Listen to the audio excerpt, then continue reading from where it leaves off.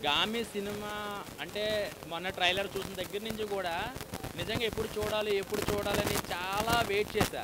ఈ రోజుట గుడికెళ్ళకుండా థియేటర్‌కొచ్చి ఇక్కడ కూడా శివయ్యను చూపిస్తాడు కదా అని అనుకున్నాము. సో, ఫస్ట్ నుంచి లాస్ట్ దాకా కూడా అంటే ఏంటి అర్థం కాలేదండి చెప్పాలంటే. సినిమాకి కథ ఏంటి? దానికి ఏంటి అసలు ఎందుకు నడుస్తుంది? అసలు ఏ క్యారెక్టర్ ఎందుకు వస్తుందనేది కూడా నాకు అర్థం కాలేదు. సో, విజువల్‌గా పోనీ 6 సంవత్సరాలు కష్టపడ్డారు కదా!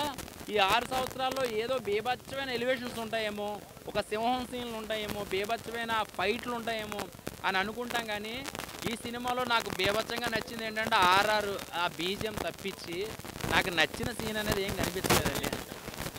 వీఎఫ్ఎక్స్ ఒకటే బాగుంటే కాదండి. దానికి మంచి కథ ఉండాలి. ఆ కథతో పాటు హీరో పర్ఫార్మెన్స్ బాగుండాలి. ఫస్ట్ నుంచి లాస్ట్ దాకా చిన్న కంప్లైంట్ ఉండదు 'గజినీలాగా'.